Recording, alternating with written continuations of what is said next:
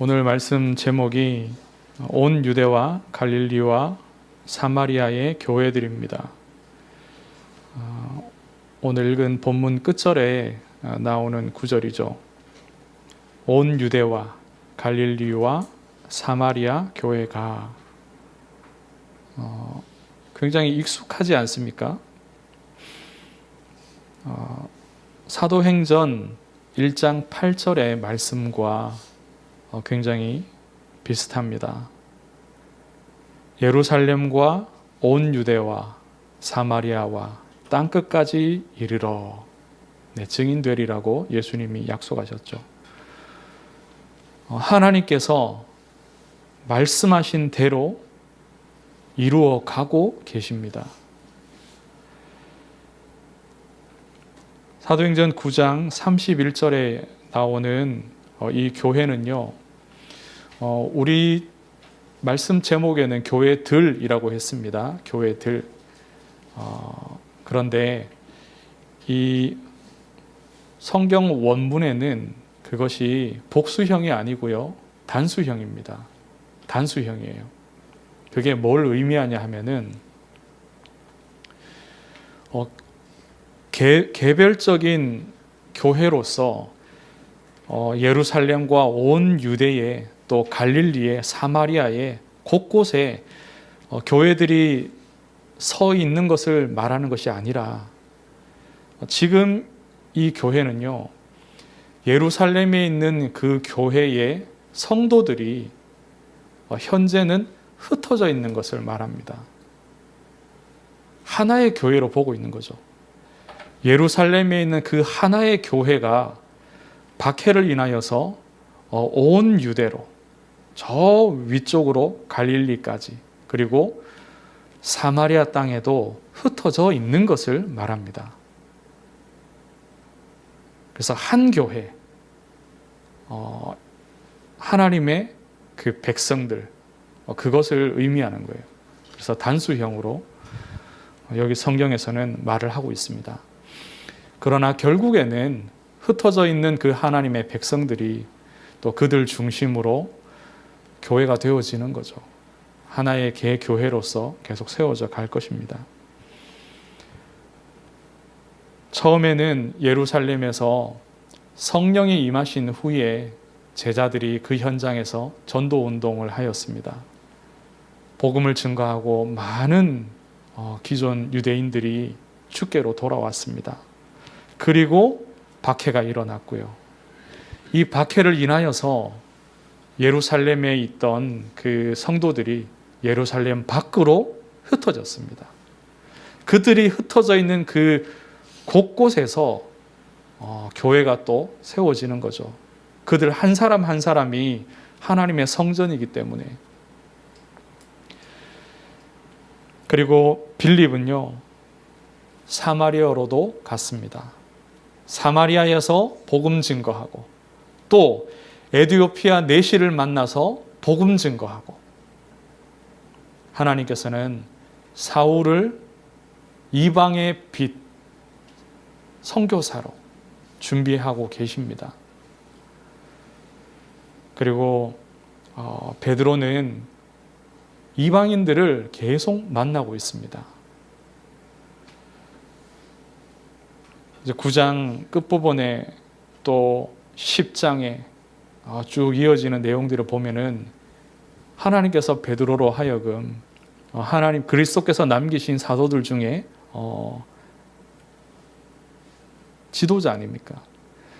예루살렘 교회의 지도자인 이 베드로로 하여금요, 하나님께서는 계속해서 이방인들을 만나게 하고 계세요. 그들에게 복음을 전할 수 있도록 하나님 만드십니다. 이러한 하나님의 이러한 일들은 예수님이 약속하셨던 예루살렘과 온 유대와 사마리아와 땅끝까지 이르러 증인되게 하시겠다는 그 말씀을 이뤄 나가시는 겁니다. 31절에 이 말씀을 보면은요, 이 땅의 교회들이 참 소망하는 부분이죠. 우리가 이곳에 교회가 있지만 저 멀리까지 가서 온 지역에 우리 성도들이 흩어져서 말씀 증거하고 그곳에서 교회의 응답을 받고 또 평안히 서가며 하나님께 예배하는 그 일 잘 감당할 수 있도록 그래서 성령의 역사 속에 예수 믿는 사람들, 그 형제들이 그 수가 많아지기를 이 땅의 교회들이 다 소망합니다. 그것이 하나님이 우리에게 맡기신 사명이고요. 그런데 그 응답을 받기 전에 하나님께서 그 일을 이루시기 전에 하나님의 교회를 향하여서 요구하시는 것이 있습니다. 본문에 나와 있는 내용이고요. 하나님께서 먼저 요구하시는 것, 하나님께서 먼저 응답 주시는 부분, 우리를 향한 하나님의 요구인 동시에 하나님이 이루시고자 하는 약속입니다. 첫째가 무엇이냐? 그것은 사울 같은 사람을 그리스도 안에서 한 형제로 품을 수 있는 영적인 상태가 되라는 겁니다. 저는 지난 한 주간 이 부분을 계속해서 묵상했습니다. 나는 정말로 사울 같은 사람 교회 안에서 수용하고 품을 수 있을 것인가? 제게는 더 어떤 면에서는 부담이 되죠. 저는 목사니까요. 누구든지 내가 과연 다 수용할 수 있을 것인가? 그냥 내버려 두는 정도가 아니라요. 그 사람을 진심으로 품고 중보하고 사랑하고 기다려 줄 수 있겠느냐 생각을 많이 해봤습니다. 적용을 해보니까 좀 더 명확해지더라고요. 알게 모르게 저는 연약한 사람인지라 지금까지 신앙생활을 하면서 또 교역자로 있으면서 교회 안에서 여러 상처들을 받기도 했습니다. 그동안 나에게 많은 상처를 주고 또 굉장히 어렵게 했던 그런 사람들을 이 교회 안에서 내가 만난다면 혹시 그분들이 이 교회 안으로 오시게 된다면 내가 연합하고 수용하고 섬기고 그리스도 안에서 내가 그 사람들을 사랑할 수 있을 것인가 이렇게 생각을 해보니까 되게 마음이 무거워졌습니다. 쉬운 일이 아니니까요. 세상에는 우리보다 육신적으로 볼 때에 물론 교만한 말이기도 하겠지만요. 우리보다 수준이 낮은 사람들이 참 많죠. 우리 자신들이 생각을 하기에. 특히 앞으로 지금도 그렇지만 더더욱 다민족들이 많은 사회가 될 겁니다. 사회 전체가 다민족적인 그런 사회로 바뀌어 가겠죠. 그리고 주님 오시는 날이 가까워질수록요. 물론 우리나라가 인구가 모자라기 때문에 부족해지기 때문에 다민족들이 더 많이 들어와야 이 사회를 유지할 수 있습니다. 그런 면에서. 그리고 성경의 말씀대로 주님 오시는 날이 가까워지면요. 전 세계에 많은 재난들이 일어납니다. 그 재난을 피해서도 많은 다민족들이 난민으로 우리나라로 들어올 것입니다. 제가 겪어보니까 뭔가 굉장히 아나무인인 그런 분들도 많이 있어요. 그런 사람들이 우리 교회 안으로 한두 사람이 아니라 많은 사람이 들어올 때에 우리가 수용할 수 있을 것이냐. 무언가 자기 말만 하고 자기 이속만을 챙기고 많이 요구하고 그리고는 뒤돌아서 버립니다. 혹시 그런 사람들이 올 때에 우리가 잘 섬길 수 있을 것이냐. 사람들 중에는 함부로 말하고 굉장히 사람들을 성가시게 하고 어렵게 하고 나중에 가서 막 뒤통수 치는 그런 사람도 있습니다. 그리고 귀신 들렸던 사람, 하나님 자녀 되고 난 뒤에도요, 귀신 들려서 살았던 그러한 삶의 상처들, 영적인 면, 또 육신적인 면들이 그 사람의 삶에 어느 정도는 남아있는 부분들이 있습니다. 많이 혼란스럽고요. 사람 자체가 혼란스러워요. 말도 그러하고 삶도 그러하고. 그런 사람들이 여럿 있을 때, 또 이런 다양한 사람들이 함께 여러 문제들을 일으킬 때 어떻겠습니까? 저는 이런 분들을 이미 접하고 또 겪어보고 많이 만나봤거든요. 그런데 제가 생각을 해볼 때에 제가 아직 만나지 못했고, 만약에 만나게 된다면 가장 어려울 수 있는 사람이 어떤 사람일까 제가 곰곰이 생각을 해봤습니다. 우리가 뉴스라든지 여러 사람들의 말을 통해서 우리가 알고 있는 그런 내용들이 있지 않습니까? 저기 안산이나 또 의정부에는 어떤 특정인을 세상을 놀라게 했던 그런 범죄를 저지른 사람들이 출소한 이후에 그 지역민으로 살고자 할 때 그 지역에 이미 있던 사람들이 다 반대하는 일을 우리는 봅니다. 심지어는 지역에 정치인들이 나서서 또 행정가들이 나서서 그 일을 반대하죠. 그만큼 증오와 두려움이 그들에게 있는 겁니다. 만약에 이런 사람들이 우리에게 온다면, 하나님이 붙이신다면 감당할 수 있겠습니까? 나와 상관이 없더라도 매우 어려운 일이겠죠. 그런데 여기 사울은요, 다른 사람이었습니다. 다메섹에 있는 성도들은 사울을 받아들이는 것이 예루살렘 성도들보다는 수월했을 겁니다. 예루살렘 성도들에게는 그 일이 매우 어려운 일입니다. 불가능한 일이죠. 왜냐하면 자기들의 부모를 이 사울이 폭행하고 잡아갔습니다. 자기들의 자녀를 감옥에 가두었습니다. 심지어는 죽였죠. 사울이 그 일을 했습니다.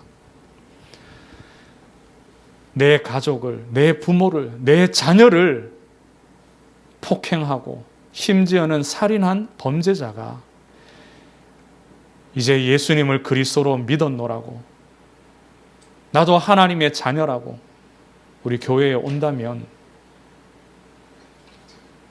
내 입장에서는 어떻겠습니까? 내 부모와 내 자녀를 폭행하고 살인한 자입니다.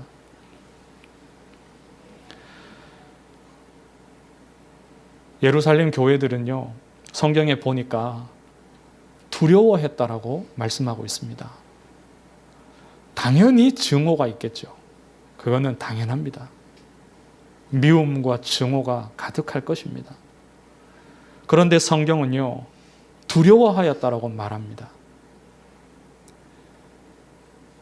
내 가족을 폭행하고 살인한 자인데 그 사람이 두렵다는 것은 얼마나 사실 비참한 일입니까?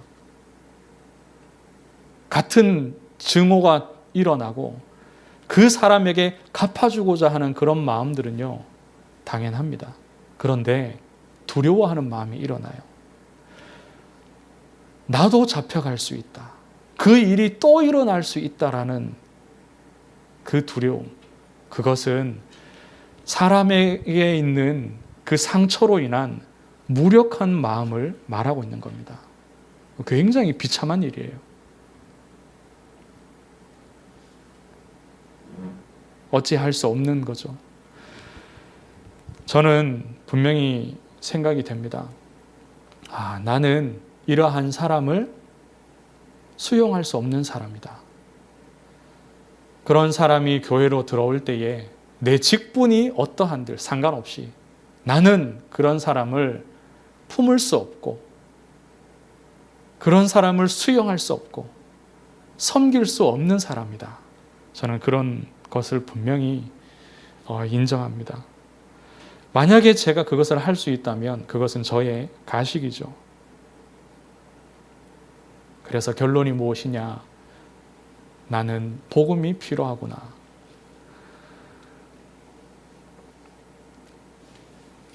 제가 바로 사울 같은 사람입니다. 나를 위해서 하나님이 보내신 구원자 예수 그리스도를 폭행하고 살인한 자입니다. 그를 조롱하고 그의 옷을 뺏고 십자가에 못 박아 죽인 살인자가 바로 저입니다. 뿐만 아니라 지금까지 신앙생활을 하면서 제가 학생이나 또 청년으로 있을 때는 조금 다를 수 있겠지만 교역자가 되고 난 이후에도 저는 많은 사람들을 어렵게 하고 상처 입히고 드러내지 않게 짓밟은 자입니다. 이것이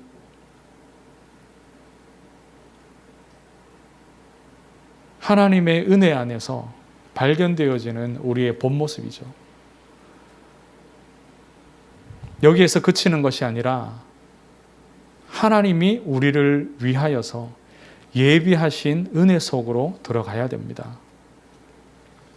나는 하나님의 요구에 부합할 수 없는 사람이구나. 하나님은 사울 같은 사람을 수용하라고 말하는데 나는 할 수 없구나. 그리고 내가 사울 같은 사람이구나. 그래서 우리는 하나님의 은혜, 하나님이 그런 나를 위하여서 하신 일, 이것을 보아야 됩니다. 하나님이 보내신 자기 아들 예수 그리스도께서 나를 위해서 하신 일을 우리는 보아야 됩니다. 죄인 중에 괴수인 나를 하나님께서 용서하셨습니다. 죄인 중에 괴수인 나를 위해서 그리스도께서 십자가에서 죽으셨습니다. 채찍질을 맞으시고 채찍에 맞으시고 십자가에 달리실 때에 예수님께서는 아무 얘기하지 않으셨습니다. 자신을 변호하지 않으셨습니다. 유대인들의 그 거짓의 판정을 그대로 받으시고 십자가 지셨습니다. 우리는 창조주 하나님을 대적하였습니다. 우리 개인이 다 그리하였습니다. 아담과 하와의 후손으로서 나와 상관없는 일이 아니라 우리도 아담과 하와처럼 나의 의지를 따라서 하나님을 반대하고 하나님의 자리, 그 창조주 자리, 그 영광을 우리도 취하고자 하였습니다. 똑같이 불순종한 자입니다. 그런데 그런 나를 위해서 하나님께서 하신 일이 무엇입니까? 우리를 사랑하여 주시고 자기 아들을 이 땅에 구원자로 보내셨습니다. 요한복음 3장 16절에 하나님이 세상을 이처럼 사랑하사 독생자를 주셨다라고 말씀합니다. 왜? 우리로 멸망치 않고 영생 얻게 하시기 위해서, 자기를 대적하고 자기의 영광을 취하고자 한 우리를 위해서 멸망하지 않도록 영생 얻도록 자기 아들을 내어주신 겁니다. 우리는 우리 자신의 그 죄의 비참함과 또한 하나님이 하신 일, 그리스도께서 하신 그 일의 가치를 동시에 발견해야 됩니다. 같이 알고 있어야 됩니다. 사울이 빌립보서 3장 8절에서 말씀했습니다. 내 주 그리스도 예수를 아는 지식이 가장 고상하기 때문에 나는 나의 모든 것을 배설물로 여긴다.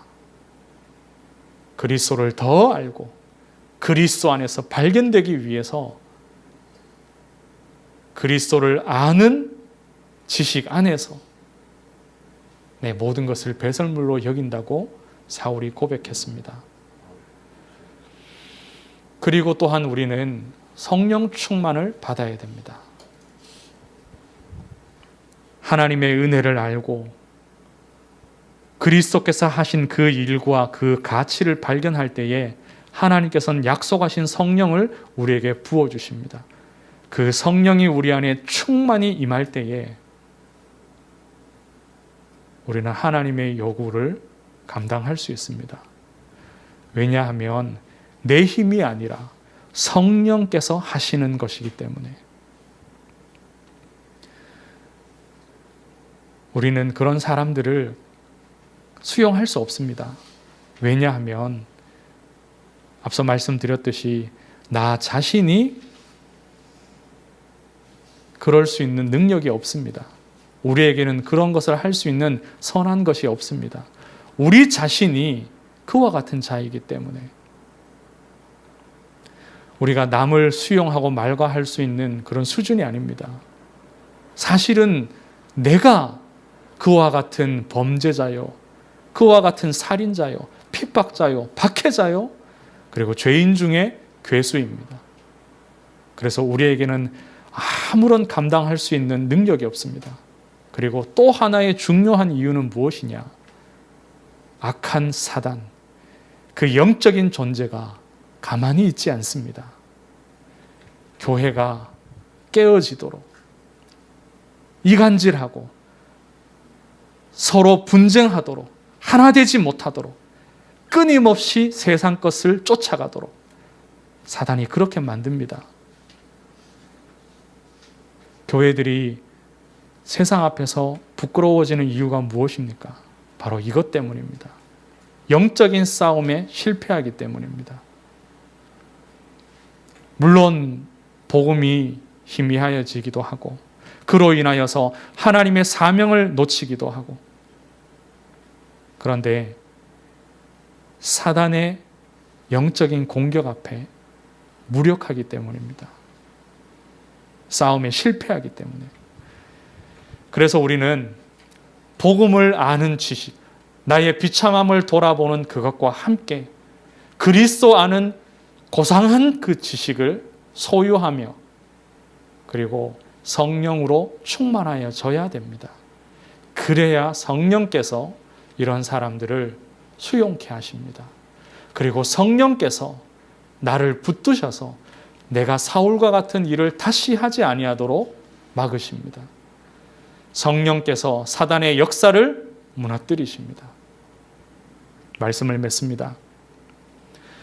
본문에 보니까 사울이 교제할 수 없는 상황, 여전히 예루살렘의 성도들과 하나 될 수 없는 그 상황에 있을 때에 바나바가 나섰습니다. 하나님의 사람 바나바, 그리스도로 성령으로 충만한 바나바가 나서서 사울과 예루살렘의 제자들 사이에서 중보하였습니다. 그리고 난 이후에 이 사울이 예루살렘의 제자들과 교제하며 그리고 가장 응답받았던 부분이 무엇이냐? 서로 대화하고 지난 허물들을 내어놓고 용서를 구하고 그런 일들을 지금 성경이 말하고 있는 것이 아닙니다. 사울과 예루살렘의 제자들이 영적으로 교제한 가장 큰 응답은 함께 현장에서 전도한 것입니다. 하나님의 사람이 나서서 이러한 사람들을 교회 안으로 받아들이고 중보하는 역할을 감당하며 함께 말씀 포럼, 기도 포럼, 전도 포럼 할 때에 하나님이 31절의 응답을 주시는 겁니다. 우리 교회가 이 응답 받기를 원합니다. 온 유대와 갈릴리와 사마리아에 흩어져 있는 그 교회들이 그리스도 안에서 한 교회인 겁니다. 하나님이 이 은혜를 우리에게 주셔서 정말로 하나님께서 영적으로 육적으로 평안케 하시며 그리스도 믿는 많은 형제 자매들을 우리에게 허락하시기를 주의 이름으로 축원합니다. 하나님 은혜를 감사합니다. 사람으로서 할 수 없는 일임을 고백합니다. 그리고 나도 그와 같은 자임을 내어놓습니다. 하나님 주의 성령으로 역사하셔서 그리스도가 발견되게 하시고 그리스도의 영으로 충만케 하여 주옵소서. 하나님의 시간표를 따라 약속하신 이 말씀들을 이루시옵소서. 살아계신 예수 그리스도 이름으로 기도드리옵나이다. 아멘.